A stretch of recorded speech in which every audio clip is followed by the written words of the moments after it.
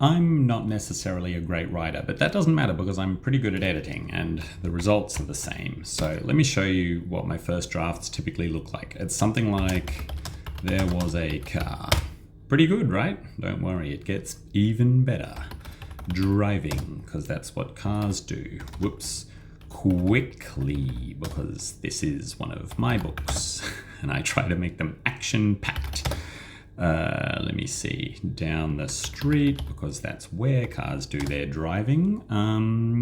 Who likes horror stories? I do, and let's turn this into a horror story. It was dark.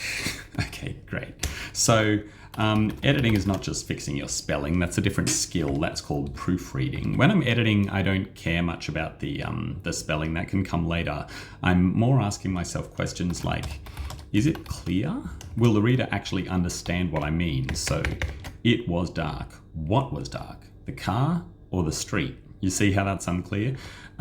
So let's delete this. Actually, you know what? I get pretty nervous about deleting stuff because what if I change my mind later? So I'm gonna copy this and then paste it. So I've saved my first draft. I can do whatever I want to this version. So let's delete "it was dark" and change it to "the dark street." So is it clear now? Well, ask yourself, were you picturing the car going downhill or were you picturing it going horizontally? I was picturing it going horizontally, but I know from experience that when I write this up on the whiteboard with my students, it sometimes half of them roughly will think it's going downhill. So let's change that to across, but it's not crossing the street. So through, but it's not like plunging through the street like an asteroid or a bunker buster missile. So along. There we go. I've made that as clear as I can. Tick. Clear. Now, next thing I ask myself is, could it be shorter? Are there any words I could delete without losing information? So I like to go through them one by one. There. Can I delete there? Yes. I would just need to move "was" over here. So we've made our sentence one word shorter. Have we lost any information? No. And that may not sound like a big deal, but a book of mine for kids probably has 10,000 sentences in it. A book for adults might have 20,000. If you can remove one word per sentence, that's 10 to 20,000 words of your manuscript gone. And take it from me, readers hate having their time wasted. They're not reading your work because they have nothing else to do. It's 2026. There are heaps of other ways they could have chosen to spend their time. If they've chosen to spend it in a world that I just made up, that's a huge leap of faith on their part. So I like to treat their time as precious. So what else can we delete? Can I delete "was"? Yes, I would just need to change "driving" to "drove." So we've changed passive voice, "there was a car driving," to active voice, "a car drove." Can we delete "quickly"? Yes, we just need to change "drove" to "sped." Can I delete "along"? No. "The"? No. "Dark"? Yes, I could delete "dark," but that would mean losing information. So I'm going to leave it there. Now that it's clear and short, the next thing I ask myself is it specific? So are there any, the words I can't delete, can I replace them with more specific words? Again, I'd like to go through them one by one. So "a car" might become "the car." It's a specific car now that the reader should be interested in. The car might be a Lamborghini. The car might be a BMW. So now we still know it's a car. We haven't lost that bit of information, but now we know something about the driver, right? Either they are rich or they are a car thief. We can kind of picture them now. So, and we've still got the same number of words, still got the same number of characters even. We do have a few more syllables though. I don't think we'll cover that today. Now, "sped," can I be more specific here?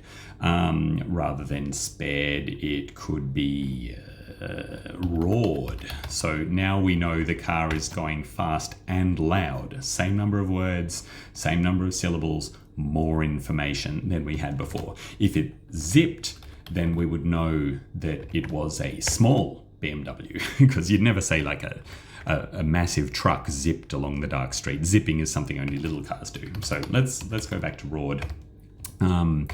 Along, that's good enough. Dark. And dark could be murky, it could be gloomy, I don't know. Street could be a boulevard, or it could be an avenue, or it could be an alleyway, or an alley. That's just, and in fact, if we say alley, do we need the word gloomy? I don't think we do. I think if I asked you to picture an alley, you would picture a dark alley unless I told you that it was bright and well lit. Like if I said that the writer walked into the library wearing blue jeans and found himself surrounded by books. There's a lot of wasted words there. I can just say jeans, the reader will assume they are blue unless I give them another color. I can just say library, the reader will assume it has books in it. So now the only word that we haven't changed is the. So I would like to name the alley after someone or something. I'm now looking, I'm looking on my desk just for objects with words written on them. I have a thumb drive that's like SanDisk, but that's, well, okay. Santa Alley. That's a bit too specific maybe. I don't want it to be at the North Pole. Okay, I'm just going to squish some keys. Bleh. And see if any of those looks like Hecht. What about Hackett? That's pretty good. Now, remember we saved our first draft, or just in case it was better. So let's bring it back up here now. Our first draft was, there was a car driving quickly down the street. It was dark. We now have the BMW roared along Hackett Alley. You see how much better that is? And that wasn't hard. It just took time. And the other thing editing usually takes is input from other people. When I'm writing, I don't want to be disturbed. When I'm editing, I want as much input from as many people as I can convince to read my work, because every one of them will think of something that I do not think of.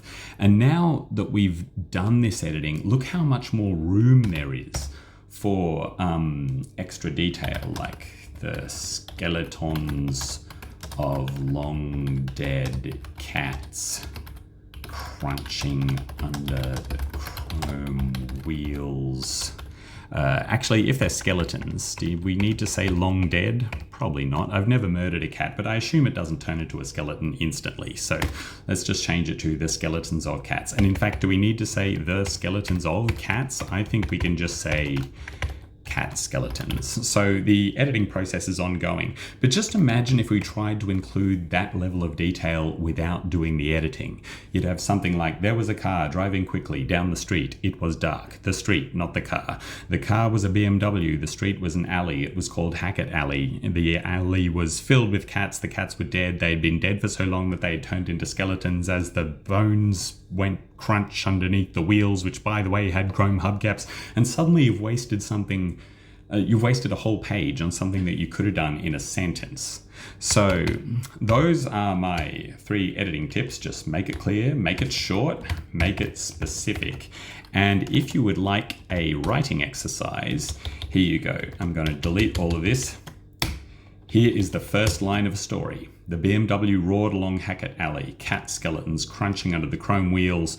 The rest is up to you. Write it. Have fun.